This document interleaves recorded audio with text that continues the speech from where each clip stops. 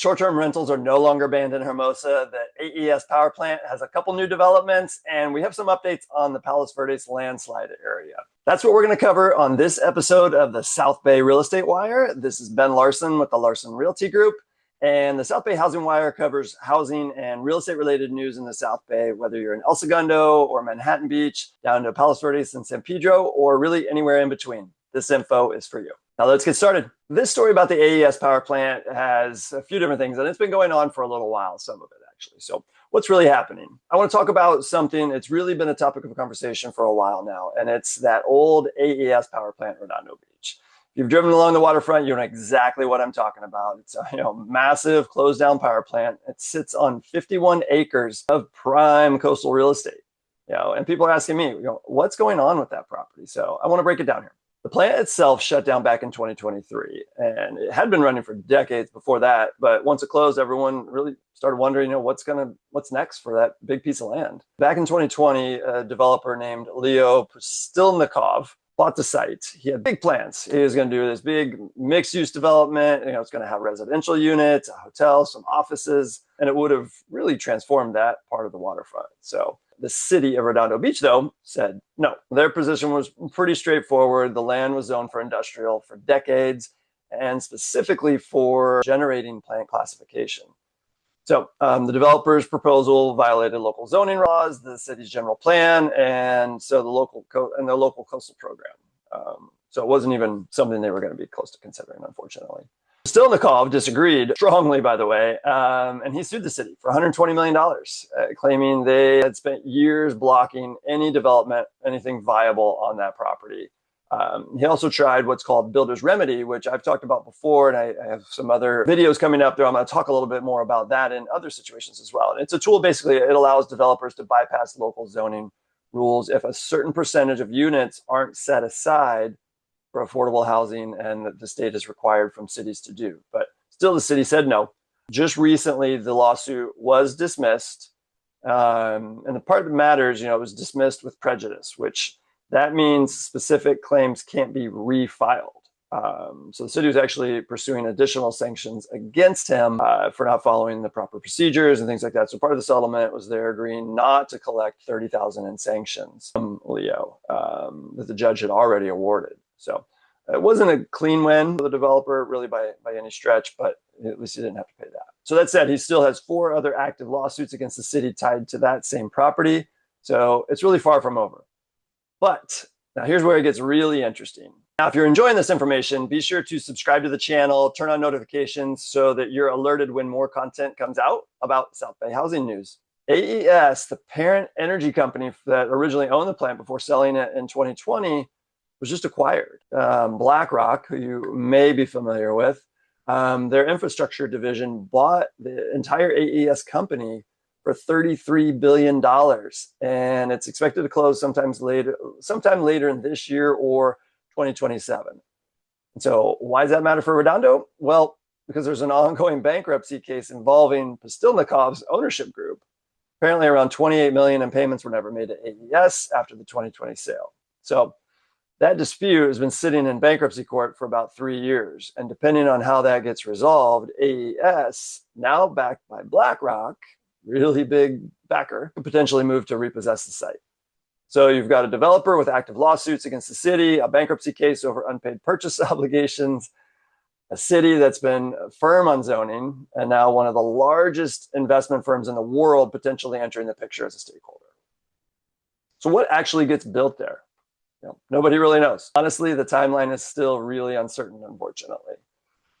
What I can tell you is this: the land is some of the most valuable waterfront real estate in LA County. Whatever eventually happens there is going to have a major impact on the Redondo Beach market and really the whole South Bay waterfront.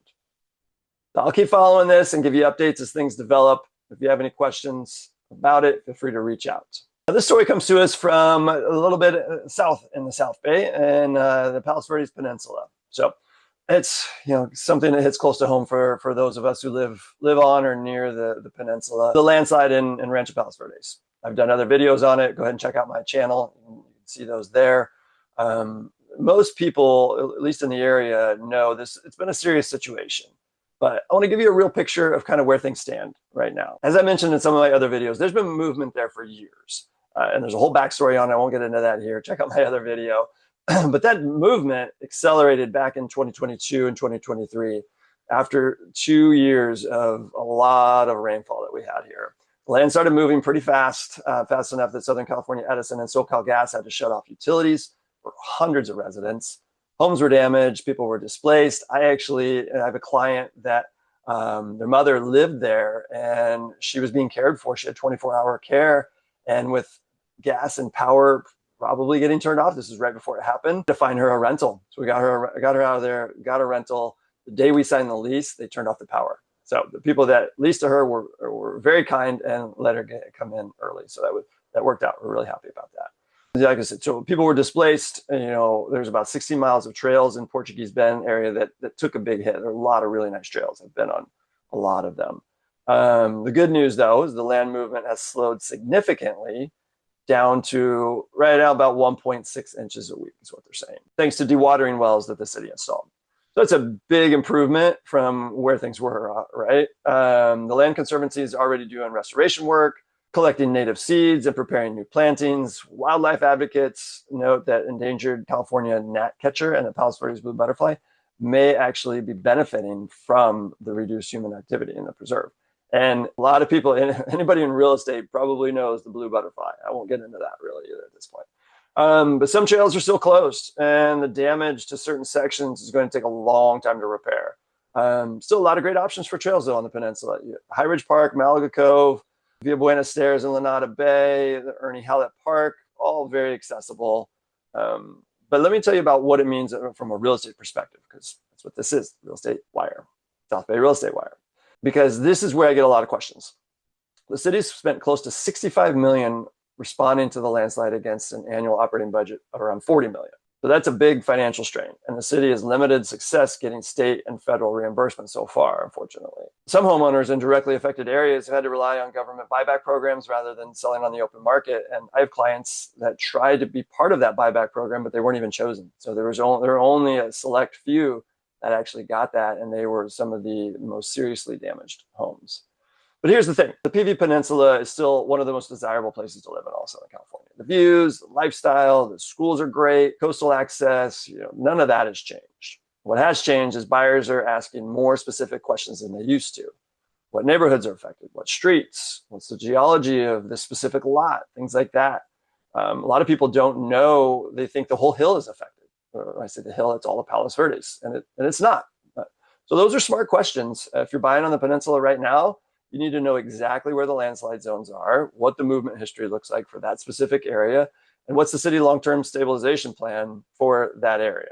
Not all of Palos Verdes is affected equally. Like I mentioned, large portions of the peninsula are completely stable and have seen no impact from this at all. So for sellers in unaffected area, the fundamentals are still strong. Inventory in the peninsula remains tight. Demand from coastal buyers hasn't gone away, and well-priced homes in stable neighborhoods are still moving pretty quickly. For buyers, this is actually a moment where doing your homework pays off. There's more information available now about geology and land movement than there ever has been.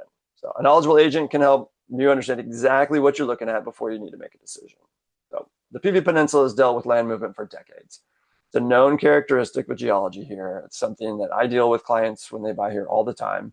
And the community is always adapted. The city's actively working on stabilization. Restoration's underway, and the long-term outlook for most of the peninsula remains pretty solid. So if you have any questions about specific neighborhoods, though, what's affected, things like that, how it plays into either buying or selling, just reach out. Happy to chat about it. Now, this story is a big one, and it comes to us from Hermosa Beach. I still have more news to share in this episode, so we're not done yet, but just want to let you know at the end, I'm going to have another video popping up on the screen that's going to take you to more local update videos that I put out, so be sure to check that out. Now, back to the news. And I want to tell you something that just happened there that has real implications for property owners, investors, and really anyone paying attention to the South Bay real estate market. Hermosa Beach just decided not to appeal a court ruling that struck down its ban on short-term rentals in the coastal zone.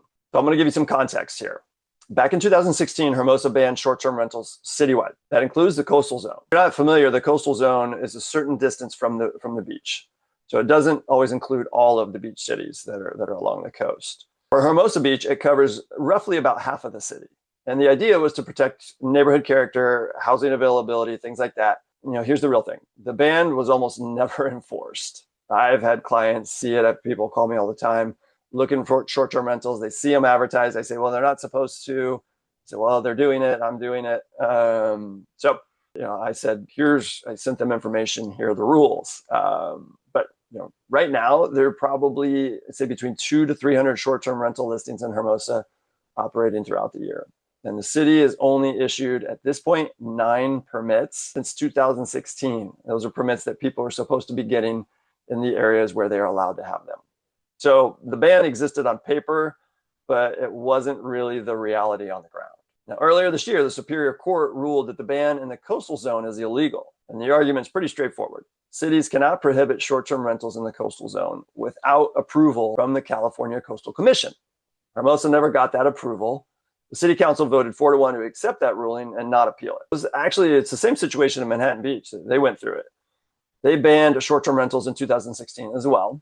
The court struck down the coastal zone ban in 2019, and Manhattan spent about $1 million appealing all the way to the California Supreme Court and lost. Hermosa watched that play out and basically decided not to go down that road. Financial picture here is interesting. Manhattan Beach now collects $1.7 million a year in transient occupancy tax from 191 registered short-term rentals in the coastal zone. Hermosa was only collecting $189,000 from the handful of permitted properties. With full enforcement and registration, now the city's looking at potentially $1 million or more in new annual tax revenue. So for a city already running at a budget deficit, that's pretty meaningful. But what does it mean if you own a property in Hermosa Beach? So if you own in the coastal zone, this opens a door that was legally closed before. Short-term rental income in a beachside market like Hermosa can be a lot. A nicely located property near the beach can generate really good returns as a short-term rental compared to a traditional long-term lease. That changes your income potential calculation for a lot of owners. One thing a lot of owners don't take into account, though, so run this with your numbers, is the vacancy rate. A lot of times short-term rentals do have a higher vacancy rate, even though you are getting a higher rent. So make sure you figure that in. But for investors looking at Hermosa, this is worth paying attention to. Properties that may have been penciling out as marginal long-term rentals now have a different possible income profile to look at. The market tends to price that in once the regulatory picture becomes clear. For buyers in general, Hermosa Beach is already one of the most desirable beach communities in LA. The combination of walkability, the Strand, the restaurant scene, and the overall lifestyle makes it a really attractive location. Adding short-term rental flexibility to properties in the coastal zone is another layer of value on top of that. There's still going to be a permitting process. Property owners will need to register, pay the $1,500 annual fee, and collect and remit the city's 14% transient occupancy tax, which you'll see a lot of times is the TOT. It's standard and reasonable. The big shift is operating legally in the coastal zone is now actually possible. So if you own in Hermosa and wanted to know more about this and how this affects your property specifically, or if you're maybe buying in the area and want to factor that into your analysis, reach out. It's exactly the kind of information that I provide to my clients that can change the math on certain decisions. So there it is. 3 things happening right now that are shaping the South Bay real estate market in ways that go beyond just list price and days on market. The AES site in Redondo Beach is a 51-acre waterfront property with institutional money now in the background and no clear resolution in sight. Palos Verdes Landslide is an ongoing situation that smart buyers and sellers need to understand at a neighborhood level, not just a peninsula-wide level. And Hermosa, just opened the door to the short-term rentals in the coastal zone. And that changes your income equation for a lot of property owners. So these are the kind of things that don't always make the top of the news cycle, but matter locally if you own property here. If you're thinking about buying or if you're trying to understand where the housing market is heading. So that's why I do these videos. I want to give you the real information from someone who works here in this market every day. And if any of these topics connect to a decision you're trying to make, whether that's a purchase, a sale, rental strategy, or just figuring out what your property is worth right now, go ahead and reach out. This is Ben Larson with the Larson Realty Group. Thanks for watching, and I'll see you in the next one.